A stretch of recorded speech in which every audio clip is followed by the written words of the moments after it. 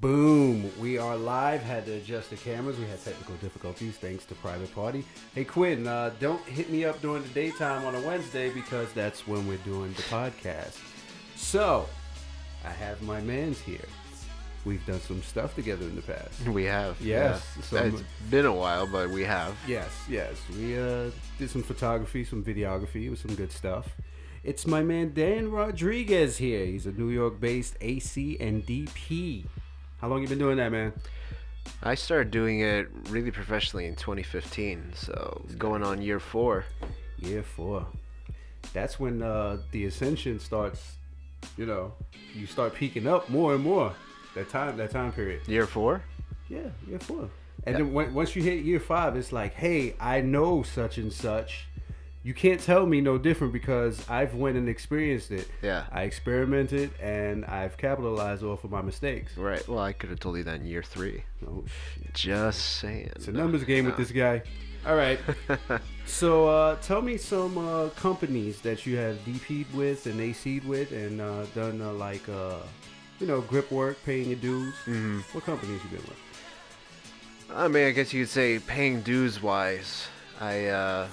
Let's see, all the way back. First company I ever worked for was actually Silvercup Studios, which was big because it's fucking big. Yeah, it's a union house, union stages. So I really got a good feel of how like the big leagues run. Were you nervous? Oh yeah, I mean, you kind of go in there. At that point, you can't be cocky. And that's usually the thing when you start off. And I've learned this myself because I've worked in education as well. Like I still work a little bit also in New York Film Academy. So it's interesting being around students, getting a nice variety of students who are willing to hear what you have to say, and the ones that don't want to hear anything what you want to say. The ones that think they're the next Spielberg. I know. And that's just not me name It's my dropping. vision. I know. I know. And then I go, yeah, but I've been doing this and I know that if you run down to the subway and you don't get the shot in 5 minutes, someone's going to come out of the corner and say, hey, you can't shoot here. What happens? Like, they go down, they think they could sit up down there and they could talk it through. Then somebody spots the camera and goes, hey, you got to get out of here. Then they come up running to me like, what are we going to do? And I go, well, wasted opportunity of time because you knew what the hell you were doing. I said you should have gone down there ready to just get it. So even if you do get caught, you have the shot. You hear that shit? Be ready to get the shot. Yeah, it's all about, depending on jobs, you're always going to be running. If there are cases where you have to run and gun, you have to just go out and get the shot. And that's what I like. You see, the basics of run and gun. Learn the basics of run and gun before you go ahead and think you know everything and step it up and be like, oh, I'm professional. No, you got to be ready and willing. Well, sometimes you always have to prep to an extent, even if it's something as simple as like, all right, let's take a minute and let's talk this through. Yeah. Let's get everybody on the same page so that when we do run down there, I'm just using the subway as an example, we do run down there and get that shot, we all know what we have to do. We don't run down, I go, okay, action, and I set up the camera, and the actors turn to me and they go, you want me to go left or right? And then I go, oh my god, like, all right, cut, let's talk this through. And then the dude comes down, hey, you can't shoot here, and then that was it. Your opportunity went out the window. That's hilarious. Hey man, but Yeah. with that being said, those were the experiences that you went through, especially on the running gun style. Yeah, but going back, you're gonna find this a lot. We're gonna start with question A. Yeah. And I'm on like D, and then I go, actually, we should probably bring it back to A. So Silvercup Studios. Yeah. Because we somehow ended up in the subway. Yeah. You see what I do there, right? I just go. Thanks for the question. From I'm gonna talk about this. Yeah. To the subway. To the subway. Yeah. So being in a union world is interesting. Just you quickly understand, there's a hierarchy to everything. Yeah. It's interesting seeing how stages work, the sort of way everyone maintains himself, how everything flows, the level of control. It's like, and I've always told myself I would very much like to come back see my old boss. Shout out to Nary Hester, one of the best guys I ever worked with, who really instilled a lot of, I mean, and some stuff you might think is common sense, but something he told me in like my last week, or there's two things he really tried to nail in there. One was, he's like, Dan, you got to give the firm handshake. One day I was just too casual with one of his boys, one of the gaffers, okay. One of the first African American gaffers in the industry. Dope. Yeah. Right. And he introduces me to him, and I'm too casual, or I'm not thinking. Yeah. And I shake his hand, and he goes, "Whoa, whoa," and I go, "What?" And then Nary hears this. He's like, "What's going on?" He's like, "Your boy over here just gave me the butter soft handshake." And he looks at me like, Dan, did you just do that? And I he let me redeem himself. Let me redeem myself. But the limp wrist, it's the very casual. Yeah. And he was just like, no, like, you don't want to try to break my hand either, because this ain't a power struggle or anything. Right. But you just got to be like, I'm acknowledging you as a person. Mm-hmm. Eye contact, like, hey, how are you? Nice to meet you. I think we can both respect each other now. All right. And I've, that's something that I still carry. Every once in a while I get hit with the butter soft, and I just go. I mean, shit, even when we met the first time, it was the same thing. We showed respect for yeah. handshake. I'm like, I don't know who this guy is, like, let's just hold for siren. Pretend like we're on set. To the sirens in Brooklyn. Let's pretend like we're on set. We're on set, holding live. For we got this action movie going on. Yeah, Schwarzenegger, Stallone there in the back. Yeah. We're still, I tell everybody I have a segment where we profusely lie. So anytime you feel free to pitch in a quick little one, we can do that. And we don't cut it. We keep it in there. So yeah, the handshake. Handshake is the big one. Yeah. And the second one, it sounds like the most obvious thing, but I've kind of learned time and time again how sometimes you really do need to nail this into some people. And his big thing was like, Dan, the most I could tell you is, just don't be a dick. Don't be a dick. And I honestly, going into that, I feel like, shout out to my mother and my grandmother for really, nailing that into me. But I am shocked how often, I just go, man, something is simple, these people don't follow. Just don't be a dick. Don't be a dick. All right, we're going to go ahead and cut to a break. Let's do it. We're going to cut to a break. I've worked on other things, but we'll get back to We'll get back to you working on things. All right, we're going to go to a break, and we'll be right back. We are back. Since we're back, we was talking about being a dick. What was you saying about being a dick? Don't be one. Oh. It's right. Here's my mentality. Oh. It's so easy to not be one. And I say in the long run, it's beneficial. Of course it is. Usually if you're on set, I mean, I don't know who's watching this, but for the most part, I want to assume if anyone that works in film or all that kind of environment, 12 hours is usually the normal. You should be ready to be on set for that much. Even if you were told you weren't, just be ready. And I'm like, if I'm going to be on set with a bunch of people for 12 hours, yeah, I could just get the work done. Or I could be friendly, and suddenly the day goes by faster. Everyone's having a good time, and I don't know if it's just me, but like, if somebody is being friendly to me and appreciates me, I'm going to work harder. That's it. I'm going to work harder. I'm going to appreciate them. They're going to appreciate me.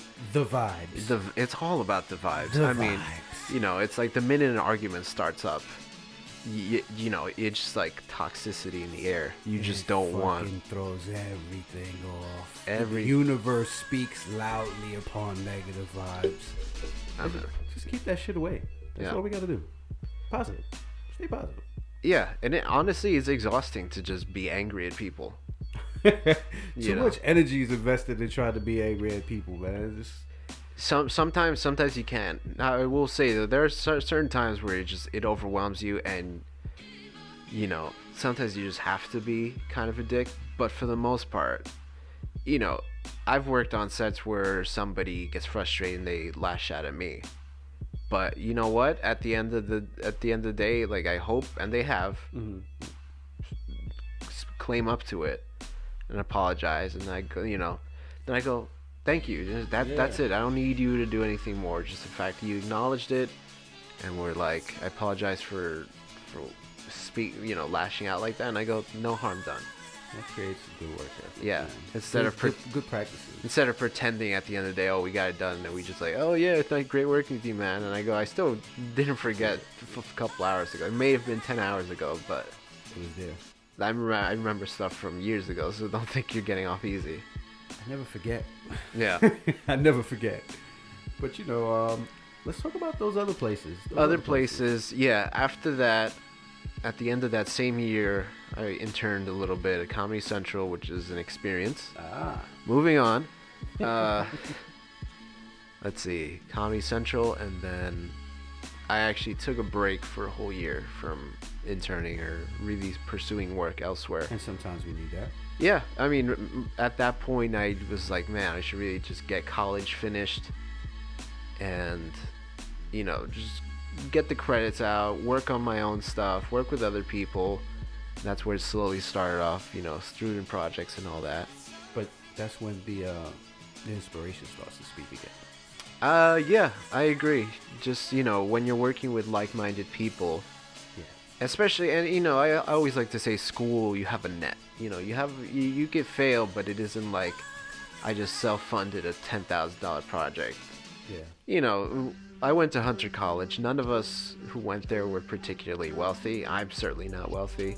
So we, would just make the most of the situation. That's it. You got to maximize it. Yeah, maximize it. And then 2016, I heard from a friend about his place called Light Iron, and I interned there. And yeah, and they were great. We got along so well that they said, hey, can you stay on 2 more months? And I went with pleasure, because honestly, probably the best working experience I've had at a the experiences, man. Yeah, up to that point I had a good feeling of cameras and all that, but nowadays in this age we live in, post-production is something that people have to understand, and especially if you're planning to be a DP or even anything camera department, but especially a DP. You can know about your lights, you can know about your lenses and your camera, but you really gotta understand there's a pipeline that keeps going. You don't just shoot it and walk away. You could, but if you really want your vision to transfer over, you gotta understand how the decisions you make on set, how they transfer over to set. Transfer over to post, ultimately the final product. You see, I'm learning from you now. Yeah. You know what I'm saying? Because you have the professional aspect, and I'm more of a indie running gun. Yeah. Own budget, do it yourself. So. Well, I feel like that's all great to have, but there's always people like you can't be too technical. Yeah. Because then you lose the artistic. And I say, I'm quoting David Fincher here when he says, know your craft. It's something his father told him, where he said, know your craft. It'll never stop you from being a genius. Because you could be a great artist, but, it's sort of like, why do trial and error 100 times where you could just read up and just have to worry about trial and error 10 times? Facts. And you see, I'm soaking it all up, man. You dropping gems right now at the same time, and I've been doing this for about 8 years, 9 years. Mm-hmm. I don't know everything. Yeah, at all. yeah. I'm just soaking it up. I'm learning every day as I'm going along, and having like-minded people around you that's really creating a great atmosphere. Guys like this, I learn from, Yeah. And I build great relationships with these people. So we're still going. Any other places? So as much as I wanted to learn about post-production, to be completely blunt, Panavision was really where I wanted to be, and I knew that Panavision had acquired Light Iron. So, not to say I just went through them to go here, because it's 2 different worlds. It was all a part of the journey. It really was, yeah. And I was fortunate enough that when they had a big party, I got to know a lot of very big Panavision people who He made the connects. you know, they were there, and I was just like, can I help in any way? You know, helping set up cameras, and then they were like, this guy's great. Like, and then I went, can I come on as an intern? They went, yeah, we would love that. And I interned there for a few months. He put that energy out there. Met some great people, you know. And then afterwards, I just kind of went back to the freelancing life for some time. Did jobs here and there, worked, you know, kept working at places like New York Film Academy. New York Film Academy has always been like a place where I could always go back to.